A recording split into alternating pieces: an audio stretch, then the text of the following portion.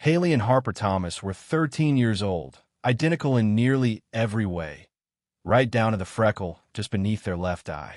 In their quiet suburb of Maple Hollow, where houses stood in neat rows and neighbors waved from porches, the twins were well known and well liked. They weren't just the Thomas girls. They were the sweet, polite, funny pair who helped carry groceries for the elderly and handed out lemonade in the summer. Their mother, Sarah Thomas, raised them on her own. She worked long hours as a nurse at the local clinic and often came home exhausted, but never too tired to braid their hair, quiz them on schoolwork, or share inside jokes about the shows they watched together. Sarah loved her daughters more than anything, and everyone who knew her could see that the feeling was mutual. It was a Friday afternoon in early October, the air just beginning to turn crisp with the promise of fall. Haley and Harper were bubbling with excitement, packing sleeping bags and snacks for a sleepover at their friend Lily's house. Sarah double-checked their overnight bags, making sure they had their pajamas, toothbrushes, and the extra pair of fuzzy socks they always forgot. "I'll pick you up tomorrow morning at 10, Sarah said as she kissed both girls on the forehead. "Okay, Mom," they chimed together, already halfway out the door. Lily lived only 4 blocks away. Her family was friendly, and Sarah had spoken to Lily's parents multiple times. It felt safe, normal. Nothing about that evening hinted at what was to come. That night, the house was full of laughter, music, and the rustling of sleeping bags as the girls played games and whispered secrets. Lily later told police the twins had been acting normal, if maybe a little more giggly than usual. But then, just after midnight, something strange happened. According to Lily, Haley and Harper suddenly said they had to leave. "They told me their mom was waiting outside," Lily recalled. "I thought it was weird, but they sounded sure, like they knew. But Sarah had not come for them. She was asleep at home. No one saw the twins after that moment. They walked out Lily's front door into the dark, chilly night and vanished." In the days that followed, that small, tightly knit community unraveled. The perfect beginning, 2 bright, loving girls, a safe neighborhood, a mother who did everything right, was shattered. And it all started with a sleepover they never finished. Years would pass before anyone knew what really happened that night. And even then, the truth would come from a place no one expected. A forgotten camera, dusty and undeveloped, hidden in a box no one thought to open until it was almost too late. Saturday morning began like any other. The sun filtered softly through the kitchen blinds as Sarah poured herself a cup of coffee, still wearing her worn gray robe and slippers. She glanced at the clock. 9:27 a.m. Right on schedule. She told the girls she'd be there at 10, but she liked arriving early. It gave her an excuse to chat with Lily's mom for a few minutes and see the aftermath of the usual sleepover chaos. She parked in front of the red brick house on Willow Street and rang the doorbell with a light knock, expecting the usual chorus of sleepy giggles and rushed goodbyes. But instead, Lily's mother, Diane, opened the door with a confused expression. "Oh, already left," she said. Sarah blinked. "What do you mean?" "Haley and Harper said you picked them up last night. Around midnight." The words didn't make sense. Sarah laughed nervously, thinking it had to be a mix-up. "No, I didn't. I've been home all night." "Are you sure?" Diane's face slowly shifted from confusion to concern. "They told Lily you were outside waiting. They packed up and left." It felt like the air had been knocked out of Sarah's lungs. She ran back to her car and began calling everyone she could think of, the girl's other friends, her neighbors, even her ex-husband's number she hadn't dialed in years. No one had seen them. No one had heard from them. By 10:15 a.m., Sarah was standing in front of the police station, her hands trembling as she filed a missing persons report. The officers responded quickly, knowing how unusual this was.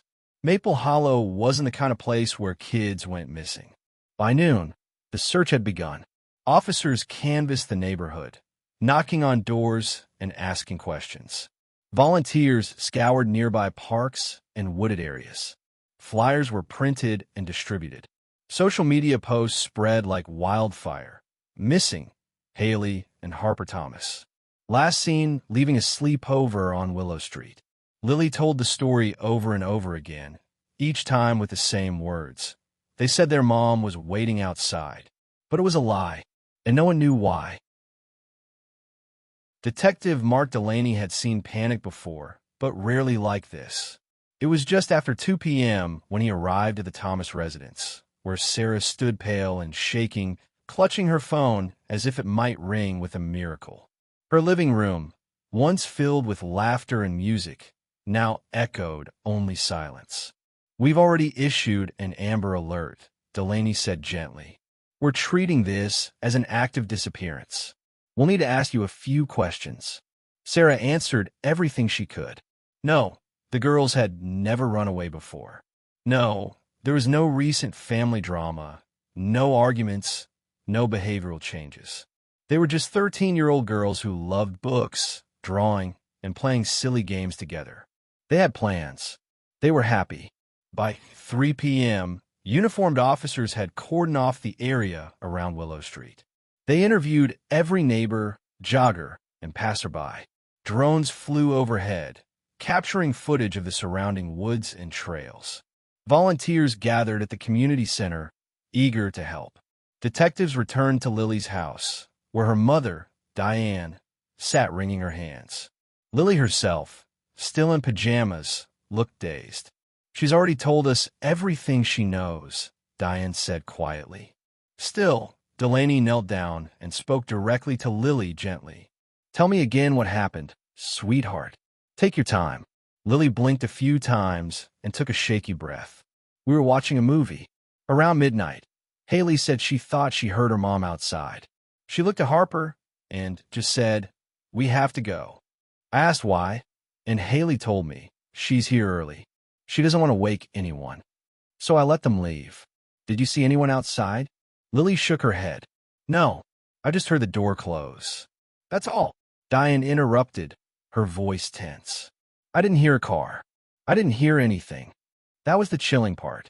No one heard a thing. No footsteps. No voices. No vehicle driving away. It was as if the girls had simply vanished into the night air." By 6 p.m., their names were on every local news channel. Sarah's face appeared on screen, pleading through tears. "Please, if anyone saw anything at all, please call the police." But the phone stayed silent. There were no ransom calls, no social media activity. Their phones, left in their overnight bags, had never been turned on. By the second day of the investigation, hope had given way to suspicion. Detective Delaney knew that in missing child cases, the answer often lay close to home. So the team widened their lens, not just around where the girls were last seen, but into the personal lives of everyone connected to them. Sarah sat at the kitchen table, her hands trembling as she listed names. Friends, relatives, ex-boyfriends, neighbors, co-workers, anyone who had even the slightest connection to her or the twins. It didn't take long for one name to rise to the surface: Walter Griggs. He lived just 2 houses down from Lily's home. A solitary figure in his late 50s, Walter kept to himself. Never married. No kids. His curtains were always drawn, and he was often seen walking alone at night, mumbling to himself. Bit of an oddball, one neighbor told police. But harmless, probably. Detectives visited Walter's home the following afternoon. He answered the door in a faded bathrobe, his eyes bloodshot, the air around him thick with the musty scent of old newspapers and stale coffee. "Mr. Griggs," Delaney said, "we're investigating the disappearance of Haley and Harper Thomas. Mind if we ask you a few questions?" Walter blinked slowly. "The twins? The quiet ones? Yeah, I heard about that. Terrible. Where were you Friday night?" "Home," he replied, scratching his beard. "Didn't leave the house. Anyone who can confirm that?" Walter shook his head. "I live alone." He allowed them inside, reluctantly. The house was cluttered, but not filthy. No obvious signs of foul play. No cameras. No suspicious photos. Just books, tools, and an eerie silence. Still, His reclusive nature made people uncomfortable. One neighbor even swore they'd seen him watching the girls from his porch once, months ago. He just sat there, staring, the woman said. Didn't even blink. Gave me chills. But suspicion isn't evidence. Police brought Walter in for formal questioning. He was calm, if a bit irritated. I didn't even know they were at that house, he said. I don't talk to kids.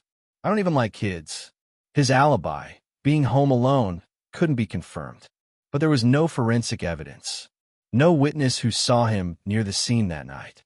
No history of violence or criminal activity.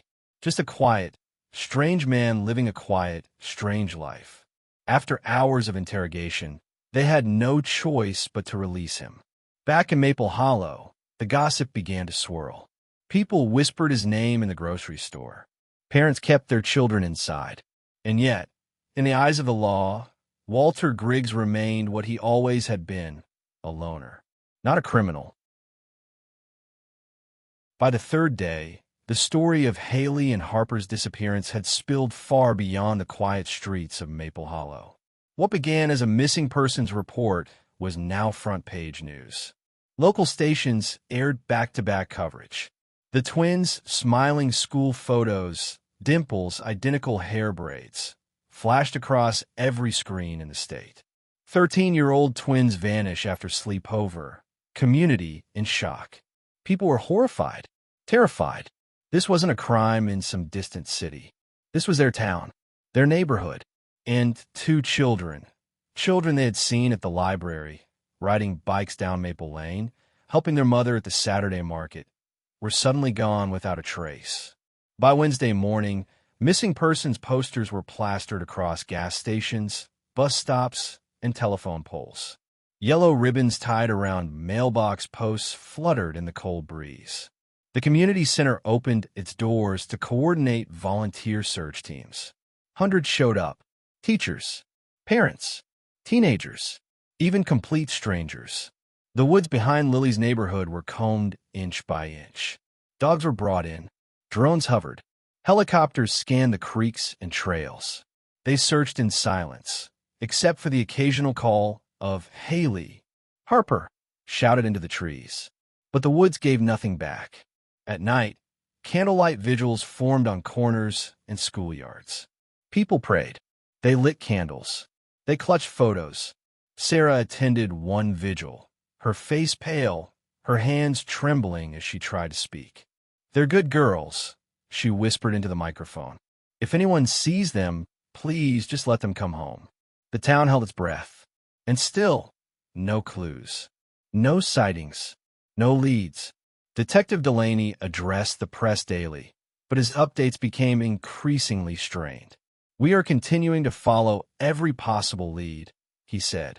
"We're not giving up, but we need the public's help." The community wanted to believe the girls were still alive. But with no phone activity, no surveillance footage, and no ransom demands, a deeper fear settled in. What if they were looking in the wrong place? What if this wasn't a local crime? What if the girls weren't in Maple Hollow anymore?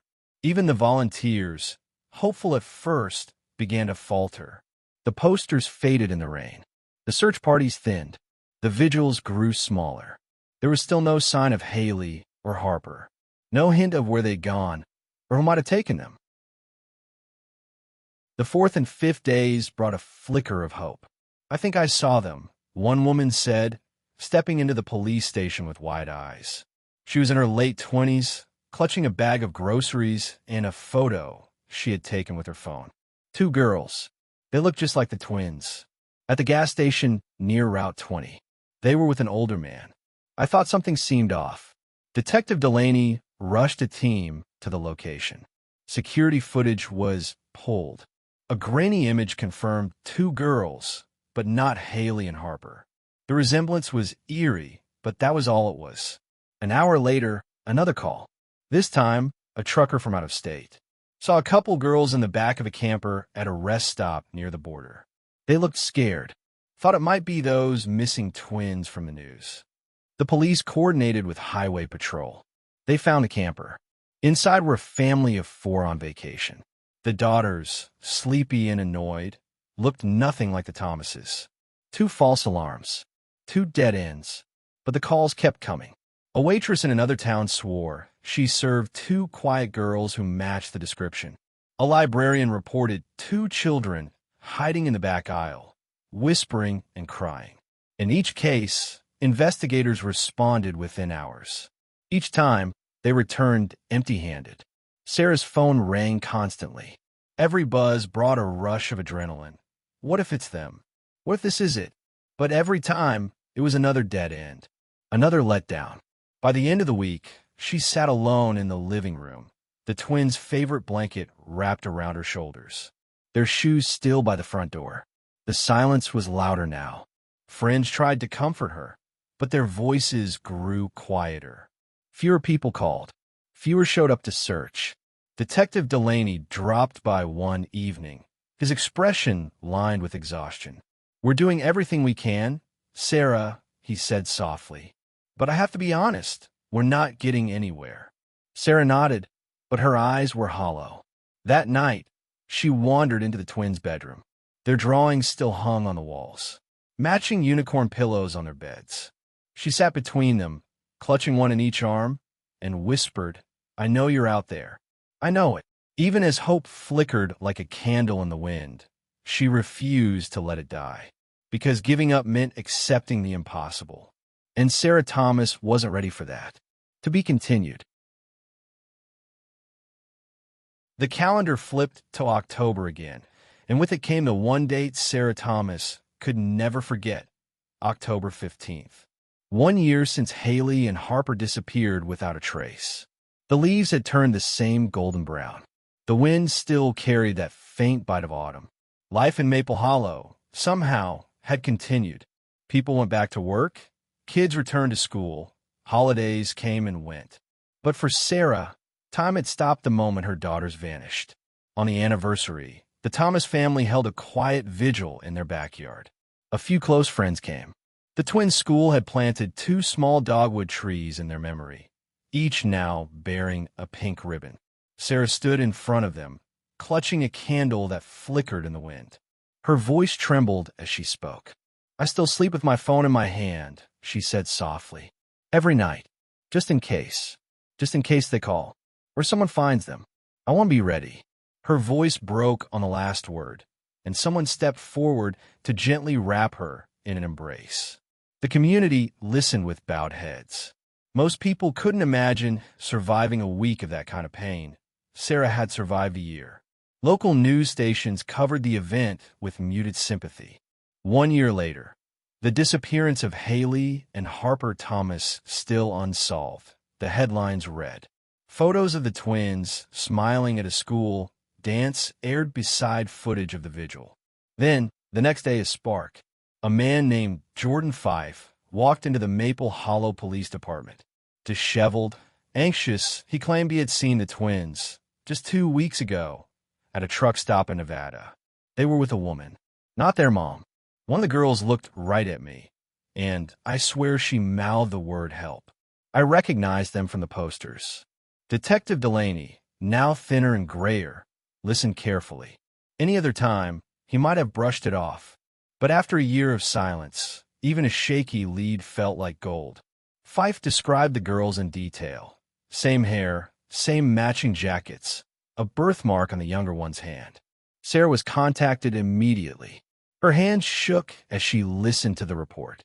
"Could it really be them?" she whispered. But within 48 hours, the hope was gone. The surveillance footage showed the girls Fife had described, but they weren't Haley and Harper. They were from a different family, and the woman they were with was their legal guardian. Fife had been mistaken. Another false lead, another jagged piece of hope, raised only to be crushed. Sarah sat alone that night, phone still in hand, thumb over the screen. Still waiting, still praying. 1 year, and still no answers. But something was about to change. Something no one could have predicted. It started with a box. A dusty, forgotten box buried in the attic beneath Halloween decorations and worn-out blankets. Sarah hadn't meant to find it. She was looking for anything else, anything to fill the silence of another empty Sunday morning. But when she pulled the box down and saw the label written in Harper's careful handwriting, "Girl Stuff 2022, her heart stopped. Inside were little fragments of life before everything changed. Sunglasses, a half-used bottle of sunscreen, doodles on the back of paper menus. And near the bottom, wrapped in one of Haley's old tank tops, was something Sarah hadn't seen in a long, long time. A film camera. Small, pink, scuffed from use. She blinked at it. For a moment, her mind said no, it couldn't be. The sticker of a smiling cartoon cat was still there, half peeled at the edge. Harper had insisted it needed personality. And then she remembered, just a few days before the sleepover, when the weather was already turning chilly but the trees hadn't yet started to change, the twins had taken that camera with them to the park. Sarah had taken a picture of them from the porch that day, both girls holding the camera like it was a treasure. She never saw it again. In the chaos after their disappearance, Sarah never thought about the camera. Not once. She'd assumed it had been lost, taken, forgotten, but it had been here the whole time. She turned it over in her hands. The weight of it was heavier now, as if it carried something more than just plastic and glass. The film advance wheel was stiff, fully wound. It was full. Sarah's heart thudded. Her breath caught. If they had used it in those last few days, what had they photographed? She didn't hesitate. Within an hour, she was at a small photo lab across town. The technician, a quiet young man, took the camera gently. "Give me a couple hours," he said. "We'll see what's on it." Sarah sat in her car outside, gripping the steering wheel, unable to move. The rain tapped gently against the windshield, but her thoughts were deafening. The technician had assured her that the film would be okay, but the look in his eyes told a different story. After more than a year in a forgotten box, the film could have easily been ruined. She could barely breathe as he stepped out, holding the small, white envelope in his hands. "It's not perfect," he said gently, as though trying to soften the blow. "The film's been damaged. Some frames are too exposed. But we managed to get some images." Sarah's heart skipped. She took the envelope from his hands, feeling the weight of it like it was holding more than just pictures. She didn't wait for him to say more. Without a word, she tore it open and pulled out the first print. It was blurry. The edges were faded, the colors faded to the point of near gray. But there was no mistaking it. The figures in the photo were unmistakable, Haley and Harper. The twins were standing side by side, their faces half lit by the weak glow of a flashlight.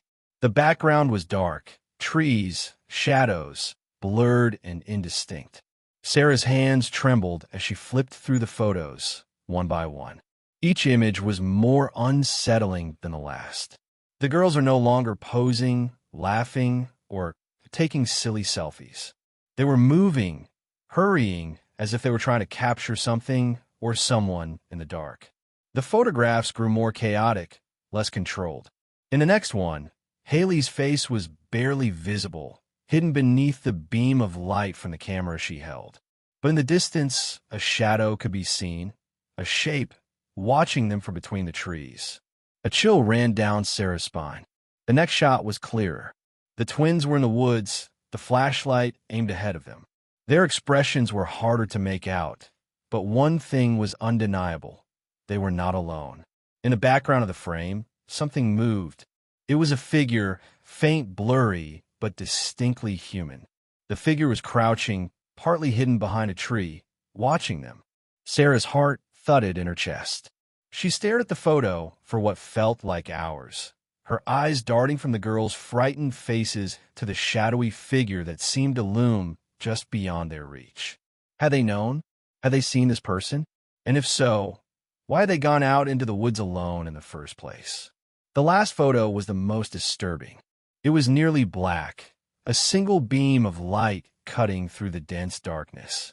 In the distance, something was reflected in the flashlight's glare, eyes glinting in the shadows, staring directly into the lens. The photo was distorted, damaged, but there was no mistaking it. The eyes, they were human. "Are you okay?" The technician's voice broke through her thoughts, soft and hesitant. She barely noticed he had been watching her. Sarah didn't answer. She couldn't. The pictures in her hands were screaming questions, each one louder than the last. She knew that whatever these images were trying to tell her, they weren't over yet. "Thank you," she finally managed, her voice hoarse, before she turned and walked out, the envelope of photos clenched tightly in her hand. She had no idea what the next step was. But one thing was clear: the truth was closer than ever. Sarah sat in her car, the engine off, the photo envelope clutched tightly in her hands. The darkness of the night wrapped around her like a heavy blanket, and for a moment, she could barely breathe. The photos lay on the passenger seat beside her, a cruel reminder of the night that had changed everything. She glanced at the last photo again. The edges were frayed, the image distorted from damage, but the figure was undeniable. A person, standing far in the distance, but unmistakable. The figure was blurred, like someone caught in motion just outside the reach of the camera's flash. The outlines were vague, but the eyes were clear. Too clear. The eyes weren't like the shadows in the earlier photos, those fleeting glimpses of something unseen. These eyes were staring directly at the camera. At her. Sarah's breath caught in her throat. The figure in the photo was watching them. Watching the twins. Watching her. It was as though the person had been waiting for them to notice. Her hand shook as she held the photo closer. The farther she looked, the more it seemed like the figure was getting closer, as if time itself was bending to make them feel like they were under surveillance, always one step behind. What was this person doing in the woods with the girls? And why hadn't they noticed him sooner? Had he followed them there? Or had they known him? The questions pounded in her head. She felt the weight of them, crushing her, and she knew she had to act. There was only one thing left to do. Sarah immediately drove to the police station, the photos burning a hole in her thoughts the entire way. When she walked in, the officer at the front desk barely glanced up, but his eyes widened as he saw the photos she held. He didn't ask questions. He just nodded. "I'll take it to Detective Harris." Within minutes, Detective Harris was in front of her, his calm demeanor unshaken by the storm inside her chest. He glanced at the photos briefly before meeting her gaze. "These were taken by the girls?" he asked, his voice professional, but there was a flicker of something behind his eyes. Sarah nodded. "They were out in the woods just days before they disappeared. And look at the last one. There's someone there. I think they were being watched." Harris took the last photo, his brow furrowing as he studied it. "This is new," he murmured. "We'll need to run this through every database we have. It could be someone we've overlooked." Sarah nodded, but her mind was already elsewhere. The figure in the photo was haunting her, his eyes searing into her with an intensity she couldn't shake. She couldn't get rid of the feeling that this person knew far more than anyone realized. And they were still out there. "Thank you," she whispered, her voice barely a breath. "Please find them." As Harris walked off to start another round of interviews and analysis, Sarah stayed seated. Her heart was pounding, and her thoughts were a blur of questions and memories. She had no answers, but one thing was certain. The truth was closer than ever. And now, they were not just looking for the twins. They were looking for the person who had been watching them. The person who had been waiting. The room was cold, the light from the overhead bulbs flickering slightly as Sarah sat at the worn table, the weight of years pressing down on her shoulders. It had been over a year since the twins disappeared. So much time had passed, yet the case felt as fresh and urgent as ever. Sarah's mind refused to quiet. The last photo of the figure in the woods, those eyes, kept her awake at night. But now there was movement. There was progress. The case was officially reopened. The photo, the last shred of evidence Sarah had given the investigation a fresh spark. Detective Harris, though methodical and calm, knew this was bigger than anything he had anticipated. He knew it was time to call on someone with a deeper understanding of the unspoken threads of missing persons cases, someone who might see what the rest of them had missed. Enter Daniel Graves. Graves was a former detective, retired from the force years ago, but his reputation still lingered in the hallways of the police station. He had a sharp mind, a relentless pursuit of truth, and an uncanny ability to read between the lines. He was known for getting results where others had failed. He'd worked many cold cases, unraveling long-forgotten details that others had overlooked. His hunches were often right, dangerously right. When Sarah was told they were bringing him back in, she wasn't sure what to think. She had heard of him, of course. Who hadn't? But to have him involved in the case now, it felt like something was about to shift. She wasn't sure if it was hope or fear, but something was moving in her chest. She sat across from him in a small, quiet room at the station. Graves was older now, but his sharp eyes still had that unsettling ability to peer into the core of whatever was hidden. He wasn't here for niceties. The weight of the past years seemed to weigh heavy in his gaze as he looked down at the photos Sarah had brought. "This is where we get serious," he muttered, flipping through the pictures with a practiced hand, eyes flicking over each one, pausing at the last. This changes things." "What do you mean?" Sarah asked, her voice barely above a whisper. Graves didn't look up. "When we first investigated, we thought it was just a typical missing persons case. But there was something off about it. Something about the circumstances didn't sit right. We couldn't put our finger on it. It felt like someone was hiding something." Sarah's heart skipped a beat. "So you knew?" Graves nodded slowly, his face grim. It wasn't just the disappearance. It was everything leading up to it. The girls were involved with something. Someone maybe. And they weren't just running away. No, it felt like they were being led somewhere. Pushed. But we couldn't prove it. Sarah leaned forward, her pulse quickening. "And now? What do we do?" He met her gaze finally, his eyes intense. "Now, we find out who that person is in the photos. And we dig into everything the girls were doing before they disappeared. Because this isn't just a missing persons case anymore, Sarah. This is a cover-up." A chill ran down her spine. Graves had barely spoken, yet every word hit like a heavy hammer. There had been something hiding beneath the surface of this case all along, something that only now, with the last photo, was starting to emerge. It wasn't just the girls who had been hiding something. Someone else had been hiding the truth, too. The investigation had taken a new turn. With Daniel Graves now involved, the search for answers grew more methodical, more calculated. Each piece of evidence was examined with a fresh set of eyes, and each person, once ruled out, was now back in play. The case had shifted from a simple disappearance to something far darker, more complex. The past year had only deepened the mystery, and now it felt like they were finally on the edge of uncovering something. Graves wasn't the type to trust surface-level details. He learned long ago that in cases like this, everyone was a suspect until proven innocent. As Sarah sat across from him in the dimly lit room, her mind raced through all the people who had been involved in the twins' lives. The friends, the classmates, the teachers. But there was one place to start, the night of the sleepover. The last place the girls were seen. "We need to go over the party again," Graves said, his voice steady but firm. Who was there? Who interacted with them the most? And who could have known their routine? "There's something we missed." Sarah nodded. She knew the list of names, of course. It was the same group of friends, the same circle. The girls had been close to everyone there.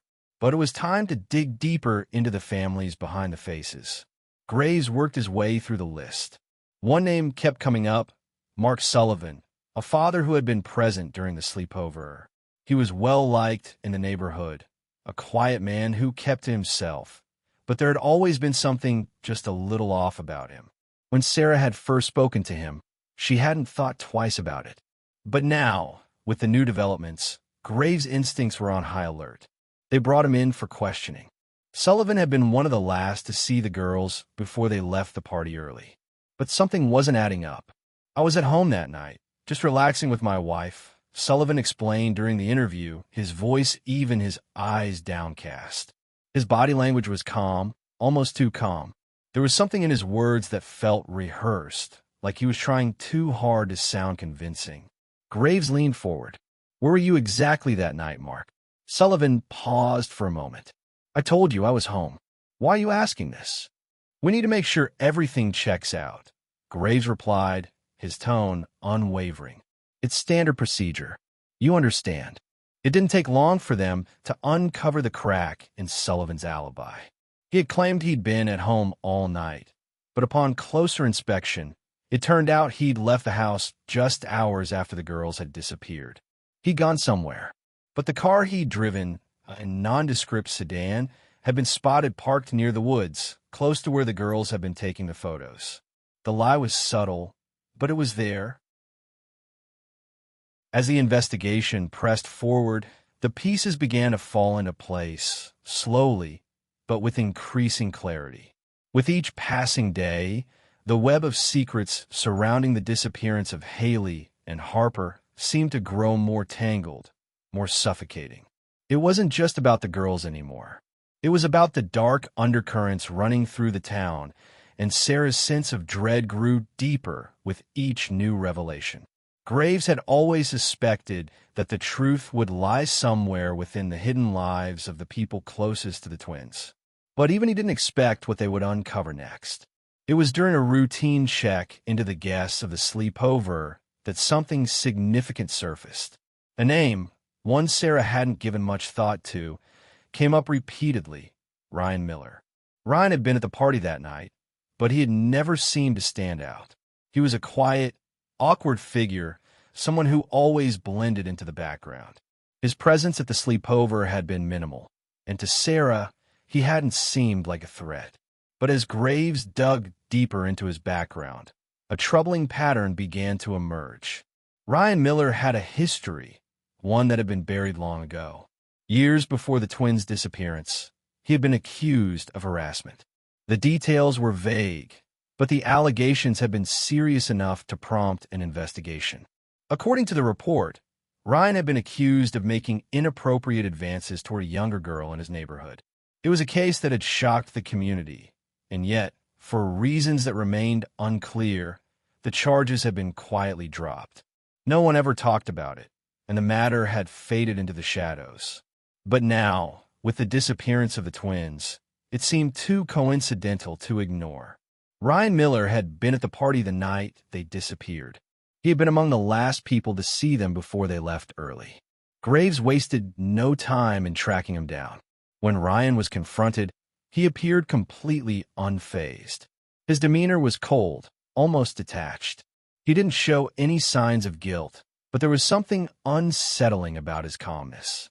He claimed that he hadn't seen the twins leave, that he hadn't spoken to them much that night, but the timeline didn't add up. His presence at the sleepover wasn't just another coincidence. It was another dark thread tying him to the night the girls vanished. "Ryan, we know about your past," Graves said, his voice steely, cutting through the tension. "We need to know where you were that night, and what you know about Haley and Harper." Ryan's expression didn't change. "I was at the party," he said simply. "I don't know anything about them leaving early." But Sarah could see it.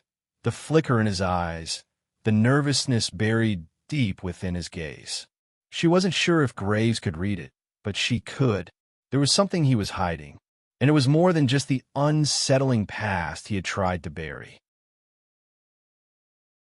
And then, one crisp autumn afternoon, something changed.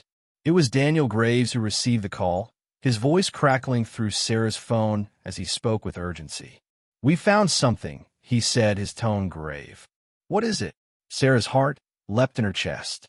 "It's a cabin just outside of town, a few miles away from where the girls were last seen. We're sending a team out now to investigate."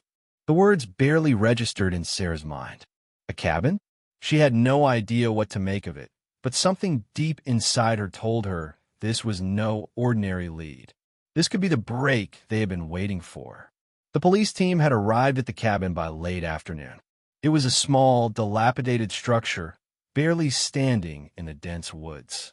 From a distance, it looked abandoned, neglected by time and nature. The trees surrounding it were thick and twisted, casting long shadows across the property. It felt out of place, like a forgotten relic of the past, hidden away in the heart of the forest. Graves and his team combed the area with care, noting every detail, every sign of disturbance. The air was thick with tension, the kind of silence that only comes with the anticipation of finding something that could change everything. And then, something caught their eye, a set of footprints, faint but clear, leading toward the cabin. The tracks were fresh, not more than a few days old. They had been made recently, and they led straight to the door of the cabin. Inside, the team found the remnants of someone's presence. Furniture was overturned, dust disturbed, as if someone had been living there, or at least hiding out. But what made Sarah's breath catch in her throat were the small details scattered around the room. A child's stuffed animal, a few pieces of clothing, a set of mismatched shoes. There was no mistaking it. These were the things of children. Children who had once lived here, or at least had spent time in the cabin. And the discovery made Sarah's heart race with a mixture of hope and dread. "Do you think this could be where they've been?" she asked, her voice trembling as she stood at the edge of the cabin, watching as Graves moved through the room. Graves didn't answer right away. He was examining the room carefully, his eyes darting over the strange assortment of items. A small bed in the corner, old and ragged. A broken lamp. And then he found it. An old photo album, its cover worn, its pages yellowed with age. He flipped through it quickly, his brow furrowing. "There's something off about this place," he murmured, his voice low. Could it be them? Sarah's voice was barely a whisper. Graves turned to her, a strange look in his eyes. "We'll have to check the belongings, Sarah, but it's too much of a coincidence. Someone has been here recently, and they were hiding something. But what were they hiding? Were Haley and Harper ever here? Or was this just another false lead?" The discovery of the cabin had brought a flicker of hope to Sarah, but it was a hope tempered by the unsettling questions that still loomed in the air. As the team carefully bagged the items they had found, the stuffed animal, the shoes, the clothes, they made their way back to the station, determined to send them for forensic analysis. The lab work would take time, but Sarah could hardly breathe, her mind racing with possibilities. Days passed, each one more agonizing than the last. Sarah spent her nights sitting by the phone, willing it to ring, praying for any sign that they were getting closer to the truth. But the silence was deafening. She couldn't shake the feeling that time was running out. Then, finally, a call came in. It was Daniel Graves, and his voice, though calm, carried an edge of urgency. "Sarah, we got something," he said. "Something? What is it?" Her heart leapt in her throat. "We sent the items you found in the cabin to the lab for DNA testing, and we got a match." For a moment, Sarah didn't understand. Her mind scrambled to catch up with the words. "A match," she repeated, the weight of the words sinking in. "It's one of the twins," Graves confirmed. The stuffed animal had traces of DNA, and one of the pieces of clothing, her jacket, it belongs to Haley. Sarah's breath hitched. She felt the world shift beneath her feet. "Haley, you're sure?" Graves paused, a long, drawn-out silence. "It's confirmed. It's Haley's jacket. The DNA matches the sample we have on file." The flood of emotions that followed was overwhelming. Relief, hope, confusion, fear, everything mixed together in an avalanche of feeling. Haley, her daughter, was here. Her belongings had been found in that cabin, and that meant something. But where was she? What had happened to her and Harper? "Does this mean—" Sarah's voice trembled. "Does this mean they're still alive?" "It's too early to say for sure, but this is a huge lead," Graves said, his voice soft but firm. "We're going to keep investigating. We need to know what happened and why they were left in that cabin. But this is the break we needed." Sarah felt a rush of hope, but it was accompanied by an undeniable fear. The possibility that her daughters were alive, somewhere out there, was a relief beyond words. But the thought of them in danger, hidden away, left her heart heavy with dread. "How soon can we find them?" she asked, her voice cracking with desperation. Graves' tone softened. We're going to follow this lead, Sarah. We're going to find out what happened. I promise you. We're not stopping until we do. The phone call ended, and for a moment, Sarah stood frozen in place, letting the weight of the news wash over her. Her daughters were still out there. They had been close. They had been so close. The call came in the middle of the night. Sarah had been lying in bed, half asleep, her phone clutched in her hand like it had been every night for the past 2 years. When it rang, she shot upright, heart pounding. Calls at that hour were never good. But something about this one felt different from the moment she answered. Hello. Silence. Just breathing. She sat up straighter, tension tightening her chest. Who is this? Then came the voice. Low, trembling male. Unfamiliar, but filled with something raw. Guilt? Fear? I know where they are, he said. Sarah froze. Her blood turned cold. What did you say? The twins. Haley and Harper. I know where they are. The voice cracked, like he was holding back tears. Sarah gripped the phone tighter. Who are you? Why are you calling now? I shouldn't be talking, he whispered. They'll know. They always know. Please, Sarah pleaded. Tell me. Tell me where they are. Just say something. Anything. Are they alive? A long pause. Breathing. Then a soft, tortured, yes. Sarah gasped. But I can't talk here, the man continued quickly. It's not safe. They're watching. I can't be seen contacting you. Then tell the police. Help them. No. No cops. You can't trust them. Not all of them. Just you. I'll give you what I can. I'll leave it for you. Wait, she cried. Where? He hesitated again. There's an old bus depot on Hollow Creek Road. It's been shut down for years. I'll be there at 10 tomorrow night. Come alone. And then he hung up. Sarah sat in stunned silence, the dial tone humming in her ear. Was this real? A sick prank? Or was this the breakthrough she'd been praying for? She called Graves immediately. He was cautious, of course, skeptical, but even he couldn't deny the possibility. A voice from nowhere, speaking in fear, claiming to know the whereabouts of the girls? It was too specific to ignore. The next day passed in a haze of anticipation and fear. Every hour crawled by. Graves advised her to wear a wire, to let him set up surveillance. But Sarah was torn. Should she follow the caller's instructions and go alone, or risk spooking someone who might truly know the truth? By evening, the plan was set. Sarah would go to the bus station. Graves and a team would remain nearby, just in case things went wrong. She didn't know what to expect. All she knew was this. For the first time in 2 years, someone had finally broken the silence. And that meant the truth, whatever it was getting closer. The air was cold and still as Sarah stepped out of her car at the abandoned bus depot on Hollow Creek Road.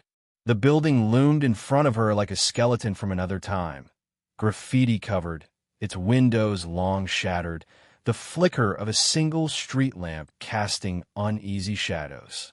10 p.m. She tightened her coat around her and looked around. No one, just the quiet rustle of wind and the distant chirp of insects. Her heart pounded so loudly it drowned out everything else. She took a cautious step forward. In the shadows near the edge of the terminal, something shifted. Sarah froze. Then he appeared, a figure in a dark hoodie, the hood pulled low over his face, emerged from the darkness. He didn't move quickly, didn't speak, just approached slowly, almost hesitantly, until he stopped about 10 feet away from her. Sarah's breath caught. Are you the one who called me? He nodded once. Please, she whispered. Tell me where they are. Are they okay? The man said nothing. Instead, he reached into his coat and pulled out a thick, sealed envelope. He held it out to her. Sarah didn't move right away. Everything in her screamed that this moment was fragile, breakable. Any sudden action could scare him off. Carefully, she stepped forward and took the envelope from his hand. Their fingers barely touched, but when they did, she felt the tremble in his. Why are you helping now? She asked softly. He shifted his weight. His voice was low, barely audible. I couldn't live with it anymore. Live with what? Sarah pressed, but he was already backing away, glancing around nervously. They're watching, he muttered. I shouldn't have come. Wait, please. But he turned and disappeared into the shadows before she could take another step. Sarah stood there, heart pounding, envelope clutched to her chest, watching the darkness where he had vanished. A moment later, Graves and his team emerged from their hidden position down the block, rushing toward her. Did he say anything? Graves asked. Not much, she replied, still staring at the spot where the hooded man had stood. But he gave me this. Graves took the envelope carefully. Let's see what he thinks we're ready to know. Back at the station, they would open it. Inside, they would find something that changed everything. Sarah sat beside Graves as he carefully opened the thick, worn envelope. The room felt like it was holding its breath. Inside, photographs. Dozens of them. Polaroids. Grainy, slightly out of focus, but unmistakable. Sarah's hands trembled as Graves laid them out one by one on the table. 2 girls. Teenagers now, older, different, but still it was them. Haley and Harper. Their faces were thinner, paler. Their hair longer. But their eyes, those same bright eyes, burned through the photographs, tugging at Sarah's soul. She gasped, covering her mouth, a sob catching in her throat. That's them, oh my God. That's my girls. Graves stared in silence, jaw tightening as he examined each image. Some of the shots were candid, one twin brushing the other's hair, one curled up on a motel bed reading a book. Others looked posed, almost as if someone had taken them intentionally, like a twisted record of captivity. But one detail stood out. In the bottom right corner of a photo, where both girls were seated on a motel bed, there was something just barely visible. A number. Graves leaned in, squinting. That looks like a motel room number. Maybe part of a logo. He grabbed a magnifying lens, adjusting the angle under the lamp. Slowly, the faint text came into view. Motel 6, Room 14, Iron Creek. Sarah's heart skipped. Iron Creek? That's less than 3 hours from here. Graves was already on his feet, calling his team. We've got a location. It's recent. The girls might still be there. Sarah stood too, still gripping one of the photographs. Do you think they're really there? That they're still? We don't speculate, Graves said firmly, though even his voice trembled with something between hope and dread. We move. As officers scrambled around them, Sarah's eyes remained fixed on the last photo. Her daughters, still alive, somewhere out there, waiting. The night air was thick with tension as unmarked cars surrounded the rundown Motel 6 on the outskirts of Iron Creek. Red and blue lights were dimmed. Officers in tactical gear moved silently into position. Graves stood near the lead vehicle, radio pressed to his ear, eyes fixed on room 14. Inside, Sarah waited in a second vehicle, hands clenched tightly in her lap. Her breath came in short, nervous bursts. Every minute felt like an eternity. Graves gave the signal. With a soft thud, the door to room 14 was breached. Police! Hands where we can see them. A pause, then a commotion. Scuffling. A cry. Moments later, 2 figures were let out, wrapped in blankets by female officers. They were pale, frightened, blinking against the lights like they hadn't seen the outside world in weeks. Sarah shoved open the car door and ran. Haley, Harper. The girls turned at the sound of her voice. For a split second, there was confusion, and then recognition bloomed on their tired faces. MOM. They broke into a run, nearly tripping over themselves as they collided into her arms. All 3 collapsed into a heap on the cold pavement, sobbing, clutching each other like the world would disappear again if they let go. Sarah couldn't speak, could only cry and whisper their names over and over, kissing their foreheads, their hair, their trembling hands. They're safe, Graves said softly, approaching. They're alive. Inside the motel room, officers found minimal belongings, 2 mattresses on the floor, empty food wrappers, a small TV playing cartoons on a loop. The windows were blacked out. There was no phone, no internet access, no way to call for help, just silence, isolation. Later, at the hospital, the twins spoke with detectives in soft, fragile voices. They were dehydrated and malnourished, but lucid, and slowly, the story began to unfold. The night of the sleepover, a man had approached them outside, someone they recognized, someone who had helped fix things around their house. Friendly, familiar. They thought their mom had sent him. He said she'd asked him to pick them up early. They believed him.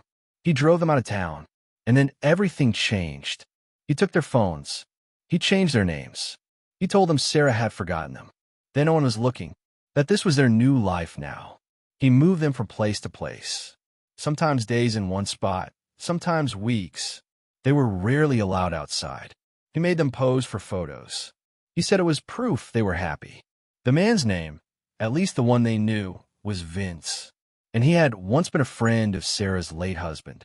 Graves' jaw clenched as the girls described him. A familiar face, a hidden monster, but now he was gone. The motel was empty when police arrived.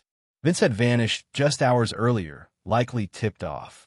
But the girls, his victims, had finally been freed. And though the story wasn't over, they were home. The rescue was not the end. In many ways, it was only the beginning. Haley and Harper came home to a world that had never stopped turning without them. A neighborhood that had aged in their absence. A bedroom that felt both familiar and foreign. Faces they recognized, aged, changed, cautious.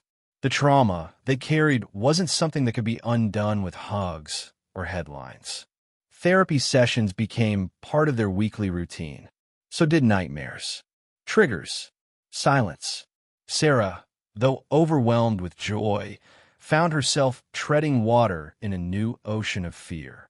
She watched her daughters flinch at the sound of a slamming door, hesitate before answering a question, glance over their shoulders on an ordinary street. And then there were the cameras. News vans parked outside their home for days. Everyone wanted the exclusive, the story, the miracle. But to the family, it wasn't a story. It was a wound still bleeding.